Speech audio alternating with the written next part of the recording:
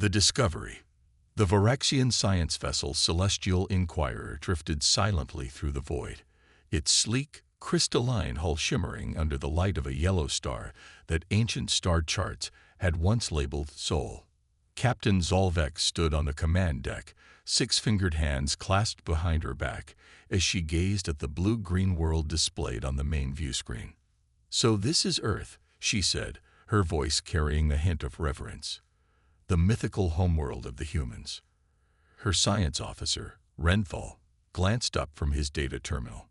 "Mythical is the correct term, Captain.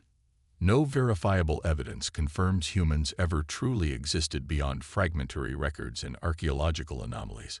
Most galactic historians consider them a cautionary fable, a spacefaring species that vanished overnight. 500,000 years, mused Zolvex. That's how long the old archives suggest since their disappearance, yet their name still echoes across the stars. The Varaxians weren't the first to visit Earth in the centuries since humanity's vanishing, but they were perhaps the most thorough. The Galactic Concordat had commissioned this expedition specifically to settle the debate about humanity once and for all. Were they merely legends, or had they truly been the formidable species described in ancient alien records? "Commence orbital scan," Zolvex ordered. "Full spectrum analysis." The ship's sensors pulsed, sending invisible waves across the planet's surface. Data streamed across screens as the vessel completed its first orbit. "Initial results confirm previous surveys," Renthal reported. "No artificial structures remain on the surface. Vegetation has reclaimed most continental landmasses. Oceanic ecosystems show robust recovery. No intelligent life forms detected." "Disappointing but expected," Zolvex said. "Prepare the expedition pods for surface exploration." As the crew made preparations, the ship's communications officer suddenly straightened in her seat. "Captain, we're receiving something." "Define something, Lieutenant." "A signal, very faint, coming from beneath the planet's surface. It doesn't match any known communication protocol." Zolvex moved quickly to the officer's station. "Show me." The display showed a pulsing wave pattern, repeating at precise intervals. "It's artificial," Renthal confirmed, joining them. "And based on the degradation pattern, it's been broadcasting for thousands of years, minimum." "Pinpoint the source," ordered Zolvex.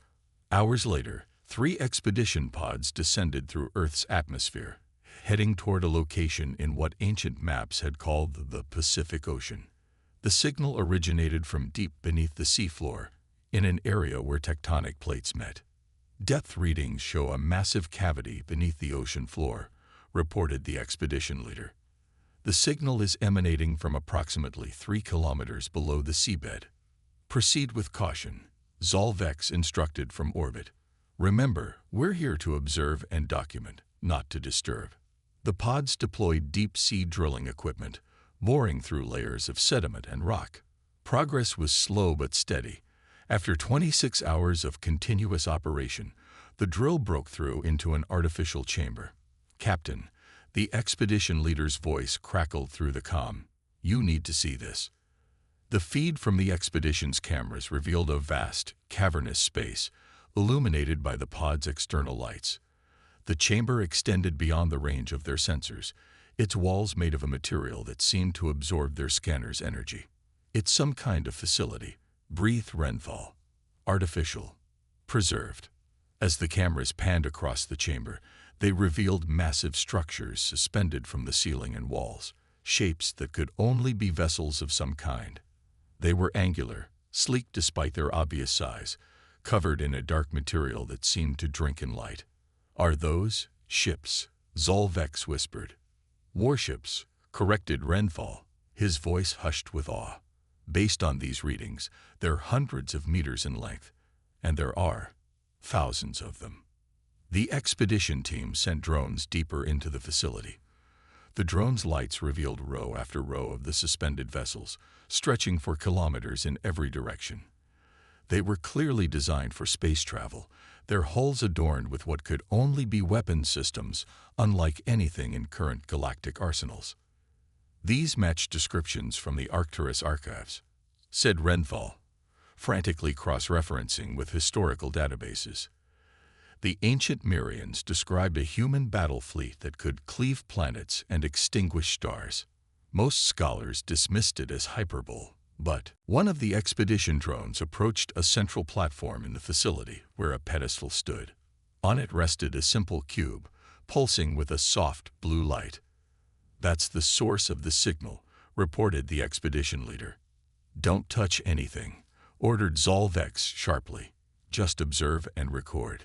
The drone circled the pedestal, capturing detailed imagery of symbols engraved on its surface. "I recognize these," Renthal said excitedly. "They match fragments of human language we've decoded. It appears to be some kind of warning, or perhaps instructions." "Can you translate it?" asked Zolvex. "Only partially. Something about final defense and eternal vigilance. There's a recurring phrase, 'When the stars are right, we shall return.'" A chill ran through the command deck at these words. "Captain," interrupted the communications officer, "the signal has changed." Indeed, the pulsing pattern had accelerated, becoming more complex. "The facility is reacting to our presence," Renthal realized. "It's scanning us." Before Zolvex could order a retreat, the expedition leader's voice came through, tinged with panic. "Something's happening. The cube is." The transmission cut off abruptly as a massive energy surge emanated from the underwater facility. On the view screen, the ocean above the site began to churn. "Get our people out of there now," Zolvex ordered. But it was too late. The seafloor split open as something massive began to rise from the depths, the first of Earth's ancient warships, awakening after 500,000 years of slumber. And deep within the facility, systems that had lain dormant for eons hummed to life. In hidden chambers across the planet, similar awakening sequences began. Earth's defensive grid, the last legacy of humanity, had detected a potential threat and was responding as programmed. The war fleet of a long-vanished species was rising once more, awakening the Armada. "All vessels, defensive formation. Prepare for emergency departure." Captain Zolvex's commands cut through the chaos on the command deck as the Celestial Inquirer shuddered from proximity to the massive energy discharge. The ocean below had become a maelstrom. Water vaporized in massive clouds as the first of the human warships broke the surface, a behemoth of dark metal that seemed to absorb rather than reflect sunlight. It rose silently, water cascading from its angular form as it climbed into the sky with impossible grace for something of its size. "Estimated length, 800 meters, reported Renthal, his voice barely above a whisper. "Mass readings are inconsistent. Our sensors can't penetrate its whole material." "What about our expedition team?" demanded Zolvex. Communications remained silent for several agonizing moments before a weak signal broke through. "Captain, we're alive, but trapped." The facility sealed itself after the ship began to rise. "There are changes happening all around us, systems activating everywhere." The massive human vessel continued its ascent, stopping only when it reached the upper atmosphere. It hovered there, motionless. "No detectable propulsion mechanism," noted the engineering officer. "No heat signature, no radiation. It's defying our understanding of physics." "Captain," Renthal called urgently, "planetary scans show similar energy signatures activating globally. There are more facilities." The view screen shifted to a global map, showing dozens of points lighting up across Earth's surface. Mountains were splitting open. Desert sands shifted to reveal hidden hangars. More of the ocean was churning as additional ships rose from the depths. "The archives spoke of this," muttered Renthal, frantically searching through data files. "The precursor records mention a human defense network that encompassed their entire solar system. The Seventh Galactic Council dismissed it as impossible given the technology of the era.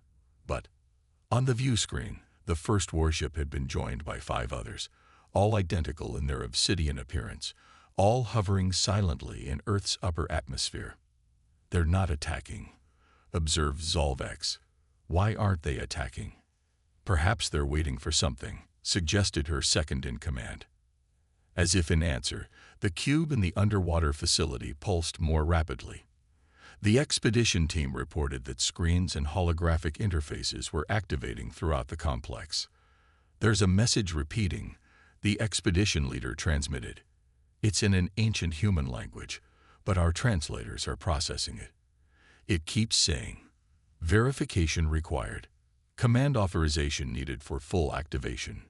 They're waiting for orders, realize Zolvex. The fleet is automated. It needs human commanders. But there are no humans left," said Renthal. "They've been gone for 500,000 years." The warships continued to rise from their hidden berths across the planet. Dozens now hung in Earth's atmosphere, their dark forms creating shadows visible from orbit. "We should contact the Concordat," suggested the second-in-command. "Request guidance." At maximum transmission speed, that would take 3 weeks for a response, Zolvex reminded him. "We don't have 3 weeks."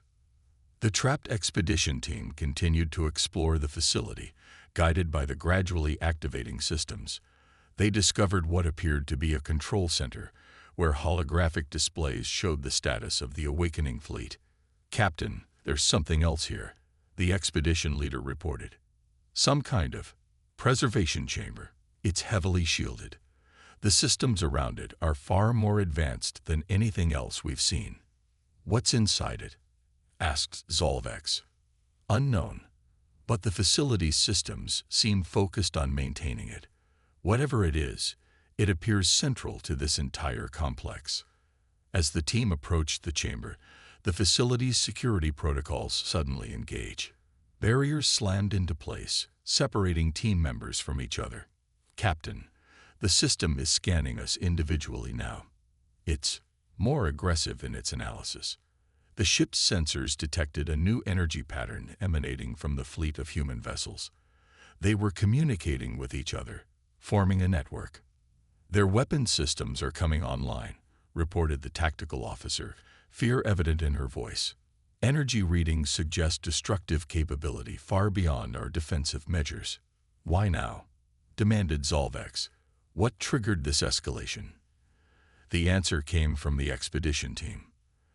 "The facility found something in our biological scans," reported the leader, voice tight with tension. "It's displaying images of known species from our database and highlighting genetic markers. It seems particularly interested in Kelvari DNA." The Kelvari, one of the Varaxians' allied species, with 2 members serving on the expedition team. "Captain," Renthal said slowly, "the historical archives mention a conflict between early humans and a species described as chitinous beings with compound eyes. The physical description matches Kelvari ancestral forms." "That war would have been over 600,000 years ago," objected Zolvex. "Before recorded Kelvari history. The system is making connections," continued the expedition leader. "It's accessing our ship's database through our equipment. It's learning." Above Earth, the fleet of warships had grown to over 100 vessels of varying sizes. They began to arrange themselves in a formation, creating a barrier between the planet and the Varaxian science vessel. "Captain, we're being targeted," announced the tactical officer. "All vessels have locked weapons on us." "Prepare for emergency jump," ordered Zolvex. "We need tow." "Wait," interrupted the expedition leader. "The preservation chamber is opening. There's someone inside." The facility's interior lights dimmed as power was diverted to the chamber. Its heavily shielded doors parted slowly, revealing a suspended animation pod. Inside, visible through a transparent section, was a humanoid figure. "Impossible," breathed Renthal, watching the video feed. After all this time, the pod systems engaged in a revival sequence. Monitoring equipment showed vital signs strengthening as the figure inside began to stir. "Captain," the expedition leader's voice was barely audible, "I think we found the fleet's commander." In orbit, the human warships suddenly ceased their targeting. Their formation shifted, opening a path directly to the facility's location. "They're waiting," realized Zolvex. The entire defense system, it was never fully autonomous. It was waiting for him. The pod completed its revival cycle. Its transparent section slid open, and the figure inside, a human male, appearing to be in his 4th decade of life, opened his eyes. He looked directly at the expedition team's camera and spoke in a language no living being had heard in 500,000 years. The ship's translator struggled but managed a rough conversion. Protocol 7, engage. Preservation directive complete. Identify yourselves and your purpose in this system. Before anyone could respond, the human's eyes widened slightly as he processed the data streaming across nearby screens. Data showing the current date and the state of the galaxy. 500,000 years, he whispered, the translator catching his words. The sleep was longer than we planned. He straightened, his demeanor shifting to one of command as he addressed the alien expedition team directly. I am Admiral Thomas Rise of the Earth Defense Force, and you have just awakened humanity from its long slumber. Legacy of the Stars.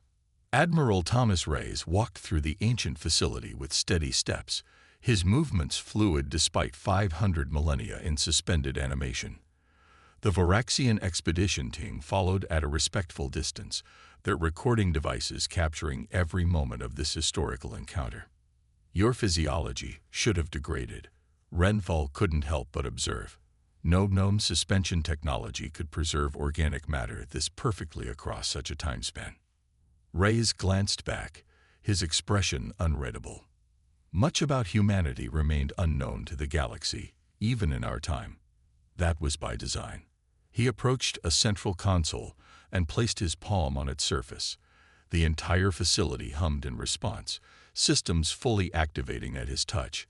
Holographic displays blossomed around him, showing the status of the awakened fleet. 147 vessels currently operational, he noted. Far fewer than I expected. There are more awakening across the planet, offered the expedition leader. Rise nodded. The Phoenix Protocol was designed to preserve our legacy if the worst happened. It seems the worst did happen. In orbit, Captain Zolvex watched tensely as the human warships continued to maintain their formation around Earth. They had ceased targeting her vessel that remained vigilant. Open a direct communication channel to the facility, she ordered. When the connection was established, she addressed the human admiral formally. This is Captain Zolvex of the Varaxian science vessel Celestial Inquirer, representing the Galactic Concordat. We came to Earth on a mission of historical research. We mean no harm to your world or your legacy. On the view screen, Rice studied her with keen eyes that seemed to assess beyond mere appearance. The Varaxians, your species was in its early development stages when humanity still walked the stars. And this, Galactic Concordat. Tell me about it. Zolvex explained the coalition of species that had formed the Concordat some 200,000 years after humanity's disappearance, a governing body that maintained peace across most of the known galaxy. And the Kelvari. They are part of this Concordat? Rise asked, his tone carefully neutral. Yes, for over 100,000 years now. They are valued members of our scientific community. Rice processed this information silently before responding. History can take unexpected turns. The Kelvari were once our greatest adversaries. That would have been before their Great Reformation, explained Renthal. Their historical records acknowledge a violent past, though specific details of that era were lost. Not lost, corrected Rice. Deliberately obscured. The war between humans and Kelvari nearly destroyed both our species. It is what ultimately led to our decision. What decision? Asked Zolvex cautiously. Rice gestured, and the facility's main display activated, showing historical footage that no alien eyes had ever witnessed. A council of humans, grim-faced, voting on something of tremendous importance. Humanity was at a crossroads, explained Rice. Our war with the Kelvari had ended in a stalemate that cost billions of lives on both sides. Our homeworld was scared beyond recognition. Other species were beginning to view us with fear rather than respect. The footage showed massive ships, Not warships, but arcs of some kind, departing Earth. We faced a choice. Continue our path toward becoming the very thing the galaxy feared. Conquerors, destroyers, or find another way. The Phoenix Protocol was our solution. You went into hiding. Realize, Zolvex, all of humanity. Reyes nodded. Not just hiding. Transformation. The majority of humanity left this galaxy entirely, seeking a fresh start beyond the reach of our reputation. They took a different evolutionary path, one that would allow us to transcend our warlike nature. And you stayed behind, observed Renfall, with the war fleet. Someone had to guard the cradle, said Reyes simply. Earth is humanity's birthplace. We couldn't leave it unprotected. So volunteers entered long-term stasis, preserved alongside automated defenses that would awaken us if Earth was ever threatened. But we weren't threatening Earth, objected Zolvex. We came as researchers. The system detected Kelveri DNA among your crew, explained Reyes, based on our historical context that represented a potential threat. The awakening protocols are necessarily cautious. The facility's displays shifted, showing star maps of distant galaxies. The Phoenix Protocol had another purpose beyond preservation, continued Reyes. It was designed to monitor the development of galactic civilization. If species like the Kelveri could evolve beyond their violent nature, it would mean hope for humanity's return. Return. Zolvex felt a chill at the implication. The rest of humanity is coming back. Reyes smiled for the first time, a gentle expression that softened his military bearing. In a manner of speaking, they'd been watching from afar, evolving, waiting to see if the galaxy could achieve lasting peace without their intervention. He touched another control, and the facility transmitted a signal, not to the orbiting fleet, but to the stars beyond. What are you doing? Asked Zolvex, alarmed. Sending confirmation, said Reyes. Telling them what I've learned here today. On the view screen, the star map highlighted a cluster at the edge of the known universe.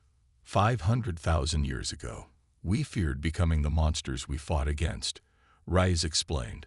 So humanity split itself in two, the guardians who remained behind with our weapons, and the explorers who sought to transcend our limitations. The facility's sensors detected something massive entering the solar system. Not ships, but distortions in spacetime itself. Captain, reported the Celestial Inquirer science officer, we're detecting artificial wormholes forming at the system's edge. They're unlike anything in our records. The children of humanity are returning home, said Reyes, his voice carrying both pride and uncertainty. Not as conquerors, but as witnesses. They've evolved beyond physical forms as you understand them. They've been watching the Concordat's progress with great interest. The distortions grew, resolving into shimmering portals through which luminous entities emerge, beams of pure energy that dwarfed even the massive human warships. What happens now? Asked Zolvex, her voice barely above a whisper. That depends on you, replied Reyes. My kind, the Guardians, awakened because of a perceived threat. But what happens next depends on what the Concordat does with this discovery. You mean whether we react with fear or understanding, realized Zolvex. Reyes nodded. Humanity split itself to escape a cycle of violence. The question now is whether the galaxy has evolved beyond that same cycle. In orbit around Earth, the transcended humans, entities of light and thought, approached the Voraxian vessel without aggression. They surrounded it, their energy patterns shifting in what appeared to be communication. They're scanning our historical database, reported Renfall in awe, accessing our records of the Concordat's formation and evolution. Let them, ordered Zolvex. Show them everything. Hide nothing. Hours passed as the energy beings examined the records of galactic history since humanity's departure, the wars and peace treaties, the scientific advancements and cultural exchanges. They paid particular attention to the reformation of the Kelveri and their eventual integration into the peaceful Concordat.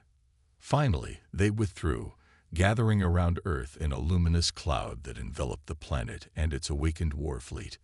In the ancient facility, Reyes received their verdict. He turned to the Varaxian expedition team, his expression solemn but hopeful. "Humanity has decided," he announced. "The Guardian fleet will be decommissioned. Earth will be opened as a historical preserve under Concordat protection. And humanity, in its new form, wishes to establish formal relations with the Galactic Concordat. After 500,000 years of absence, breathed Zolvex, humanity returns not as the warriors of legend, but as something new entirely." Reyes gazed at the screens showing the luminous beings that his species had become. "We feared becoming monsters, so we chose to become something else instead. And now we find that the galaxy, too, has chosen a better path. Above them, the massive war fleet, the last remnant of humanity's martial past, began to power down, their weapons systems deactivating as the transcended humans took control. What had awakened as a potential apocalypse was transforming into the greatest first contact in galactic history. "Captain Zolvex," said Reyes formally, "on behalf of both branches of humanity, I request that you carry our message to your Concordat. Tell them that after 500,000 years of watching and waiting, humanity is ready to rejoin the galactic community, not as the warriors they once feared, but as the peacekeepers we always hoped to become." As the luminous entities continued their dance around Earth, the message was clear. What had begun as the discovery of a forgotten war machine had become something far more profound. The return of a legendary species that had transformed itself rather than repeat the mistakes of history. The legacy of humanity was not to be found in their indestructible warships, but in their indestructible hope for a better future among the stars.